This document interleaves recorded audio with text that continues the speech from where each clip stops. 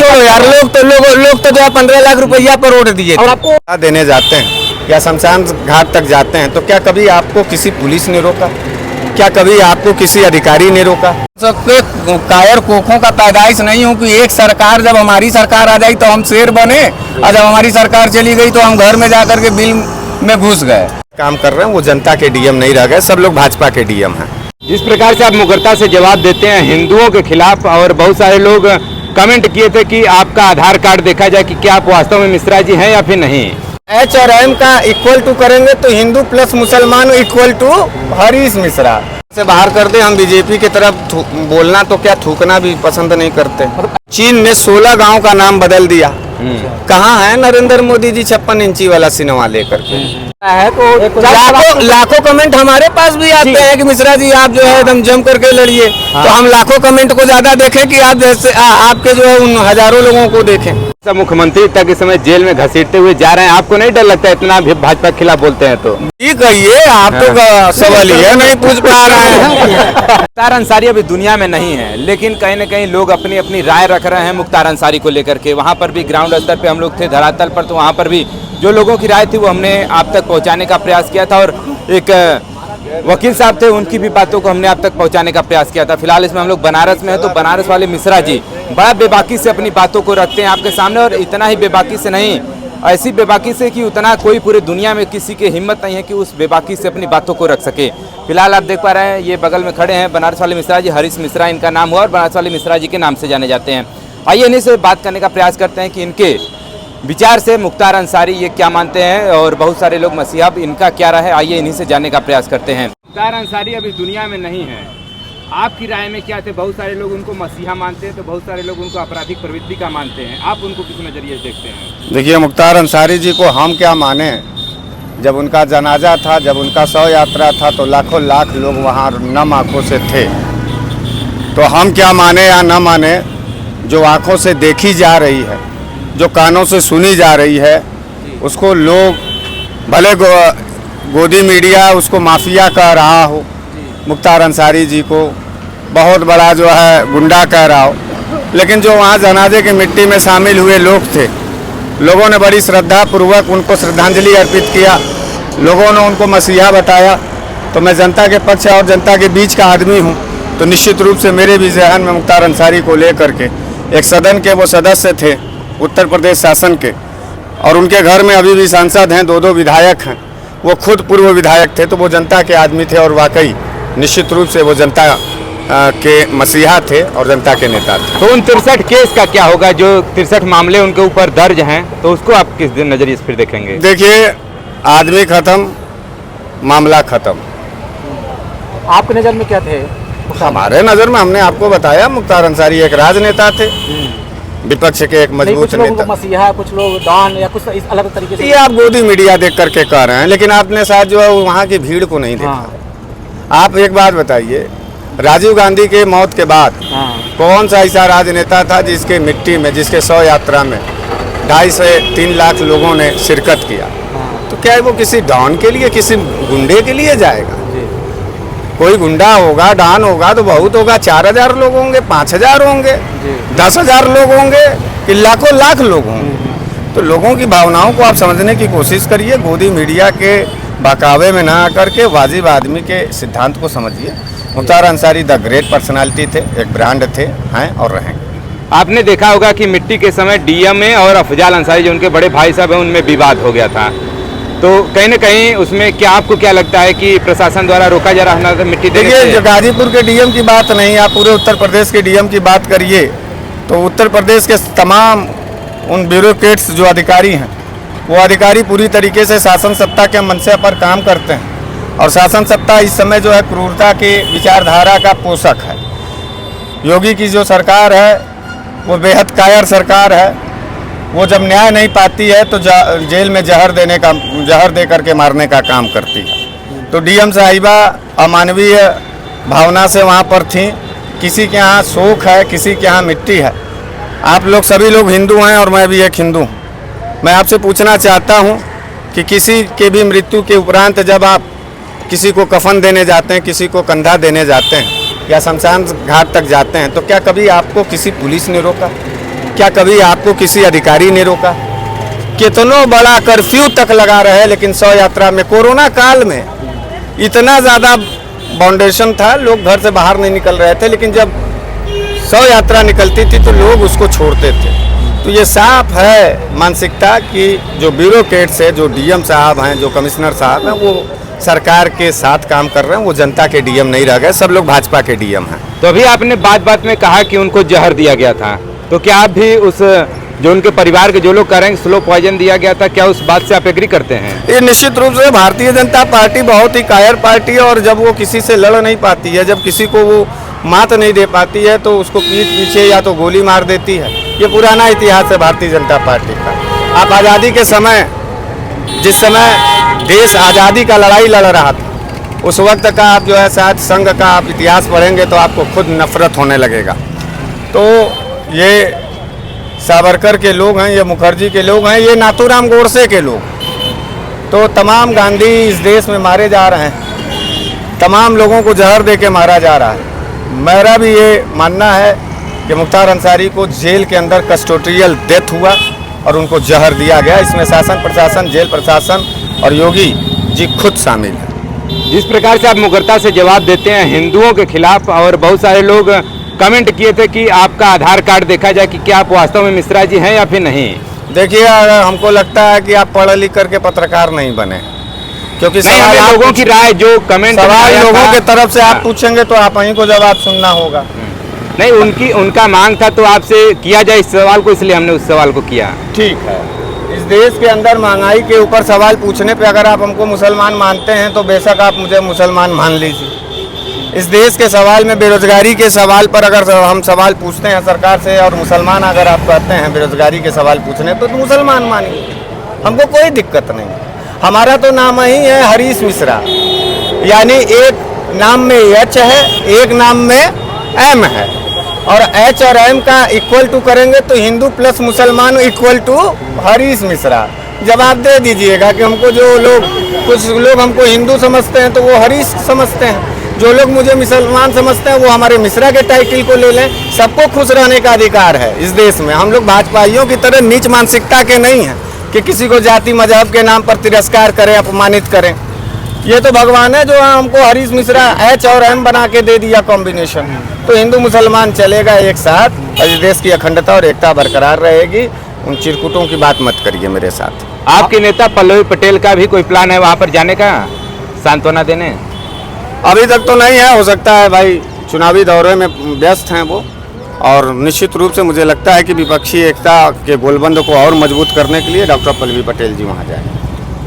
BJP को हमेशा आप टारगेट करके बोलते रहते हैं, कोई काम आपको अच्छा लगता है नहीं इनका? नहीं, हमको बीजेपी का कोई अच्छा काम नहीं लगता है। अगर आप जिसको भी बुरा लगता है हमारा सवाल, तो मैं उससे एक रिक्वेस्ट करना चाहूँगा कि बीजेपी को शासन सत्ता से बाहर कर दे। हम बीजेपी की तरफ बोलना तो क्या, थूकना भी पसंद नहीं करते। मतलब ऐसा क्या मतलब लगता है? भाजपा झूठी पार्टी है गुरु। हाँ, ब्लफिंग पार्टी है। अच्छा। और ब्लर पार्टी है। उसकी न तो नीति स्पष्ट है, न नियति स्पष्ट है। उसके पूरे ऊपर से लेके नीचे तक जो है जितने नेता हैं वो नफरत के कोख से पैदा हुए हैं। भारत जैसे महान संविधान वाले देश में जो है आज भी जाति मजहब की लड़ाई लड़ा करके शासन और सत्ता पर बैठ करके मलाई खाने वाले लोगों से एक सवाल हम पूछना चाहते हैं। अरुणाचल प्रदेश में पत्रकार साथी आप लोग भी हैं, देश के अंदर की सवाल पूछते हैं, देश के बाहर के सवाल आप लोग नहीं पूछते हैं। अभी अरुणाचल प्रदेश में, अभी आज का न्यूज़ है, अरुणाचल प्रदेश में चीन ने 16 गांव का नाम बदल दिया। कहाँ है नरेंद्र मोदी जी 56 इंची वाला सिनेमा लेकर के? अखिया लाल उनका हो नहीं रहा है, नहीं आँख हलाल हो रहा है। तो बनारस के सांसद है, बनारस का पान और भांग बहुत मस्त है, तो कहिए एक बार अखिया जबरदस्ती अगर नहीं लाल हो रहा हो चीन के सामने, तो बनारस का भांग खा लें, ऊपर से पान खा लें, अखिया लाल करके दिखा दें, हम भारतीयों का इज्जत बचावें और अरुणाचल को ले करके थोड़ा सख्त हों और देश को बचावें। बनारस में आप रहते हैं, बनारस में आपको कोई विकास दिखाई दे रहा है नहीं? बनारस में कौन सा विकास दिखाई देगा जी? कौन सा विकास देखना चाहते हैं? कोई विश्वविद्यालय तो नहीं बना है। हाँ। विकास का मानक तो विश्वविद्यालय से देखा जाता है, हॉस्पिटल से देखा जाता है, पढ़ाई लिखाई दवाई और कमाई के सवाल पे सड़क देखा भी तो देखा जाता है, हाँ? सड़क वगैरह देखा जाता है। सड़क पर जो भिखमंगे लोग रहते हैं वो देखें। आप देखिए, हाँ? रुपये का निर्माण हो रहा जब होगा तो आपके साथ बैठ के उस पर इंटरव्यू देंगे। चलिए मुख्तार अंसारी पर आते हैं। अब्बास अंसारी को नहीं पे रोल पे छोड़ा जाता है, बट इनको नहीं छोड़ा जाता है, सर क्यों? देखिए, आज वो अब्बास अंसारी को नहीं छोड़े हैं, कल को भगवान न करे हाँ कि शासन सत्ता बदले, हाँ शासन सत्ता के लोग भी मारे जाएं। जी अगर उनके भी परिवार के लोग रहेंगे तो यही हवाला दे करके उनके भी परिवार के लोगों को नहीं छोड़ा जाएगा। वैसे ये बड़ा नीच कर्म है। किसी के घर शोक लगा हो, किसी के घर दुख हो, तो उसके परिजनों को मिलना चाहिए। और ये सुप्रीम कोर्ट की गाइडलाइन है, इस देश की संविधान की गाइडलाइन है। लेकिन सरकार यहाँ भी जो है क्रूरता से बाज नहीं आई, तो उस पर हमको कुछ कहने की ज़रूरत नहीं है। श्रद्धांजलि मुख्तार अंसारी जी को है तो है, और हम लोग उनको नेता मानते हैं तो मानते हैं। आप जाति धर्म को बोल रहे हैं, ठीक है, आप कहीं हिंदू हैं आप, तो वीडियो जो लोग देखते हैं कमेंट करते हैं कि हिंदू हो के आप मुसलमान को मतलब बढ़ावा दे रहे हैं। आपको बुरा लगता है? नहीं, मुझे बुरा नहीं लगा, लोग कमेंट अरे लोगों को छोड़ो यार, लोग तो जो है 15 लाख रुपया पर वोट दिए और थे। आपको बता दें 15 लाख रुपया आने वाला है। सुनिए, 15 लाख रुपया के लालच में लोगों ने भाजपा को वोट दिया। यही लोग जो है नरेंद्र मोदी को भगवान कहते हैं जी। यही लोग जो है नरेंद्र मोदी को जो है सबसे ज्यादा, श्री राम जी को छोटा और मोदी जी को हाथ पकड़ के ले जाते हुए देख रहे थे। यही लोग जो है अपने देश, यही हिंदू लोग अपने देश के सबसे सर्वोच्च संत, जिन्हें जगत गुरु शंकराचार्य कहा जाता है, उनके अपमान किए राम मंदिर उद्घाटन में। तो पता नहीं कौन से लोग हैं आपके पास। पहले उन लोगों का आइडेंटिफिकेशन लीजिए कि कहीं वो राजनीतिक पार्टी भारतीय जनता पार्टी के दलाल टाइप के लोग। हजारों कमेंट आ रहा है, तो लाखों कमेंट हमारे पास भी आते हैं कि मिश्रा जी आप जो है एकदम जम करके लड़िए। तो हम लाखों कमेंट को ज्यादा देखें कि आप जैसे आपके जो है उन हजारों लोगों को देखें। देखिए, करवट ले रहा है वक्त, और सुधार कह दीजिए, अंतिम चेतावनी दे रहा हूँ कि वक्त बदल रहा है, सुधरो अभी भी। नहीं तो जिस तरीके की तुम्हारी क्रूरता है उसको तुम उससे ज्यादा बर्दाश्त नहीं कर पाओ। अच्छा, मुख्तार अंसारी के मौत से कुछ बदलाव होने वाला है आगे 2024 लोकसभा में? हर बदलाव, हर घटना के बाद कुछ न कुछ बदलाव हो रहा है। अच्छा, भारतीय जनता पार्टी के हर क्रूरता के बाद बदलाव हो रहा है। और जो लोग कह रहे थे कि हरीश मिश्रा का जो है आधार कार्ड देखा जाए, जो ऐसा आप बता रहे थे, तो मैं उनसे कहना चाहता हूं कि कोई माई का लाल आवे हमारे पास और वो अपना राजनीतिक इतिहास दिखावे कि क्या कांग्रेस की सरकार 10 साल थी तो कांग्रेस के खिलाफ उसने आंदोलन किया है कि नहीं किया है, हम भी दिखाएंगे। सपा के सरकार में उसने आंदोलन किया है कि नहीं किया है, नहीं तो हम भी दिखाएंगे। बसपा के सरकार में उसने छात्र नौजवानों के सवाल पर आंदोलन किया है कि नहीं किया, नहीं तो हम भी दिखाएं। हम विपक्ष के और रोड के नेता हैं, और हम हमेशा विपक्ष में काम किए हैं, चाहे जिसकी भी सरकार रही है। तो मैं उन सबके कायर कोखों का पैदाइश नहीं हूँ कि एक सरकार, जब हमारी सरकार आ जाए तो हम शेर बने, और जब हमारी सरकार चली गई तो हम घर में जाकर के बिल में घुस गए। हम लोग क्रांतिकारी टाइप के लोग हैं, भगत सिंह को मानते हैं, अम्बेडकर को पढ़ते हैं और गांधी को फॉलो करते हैं।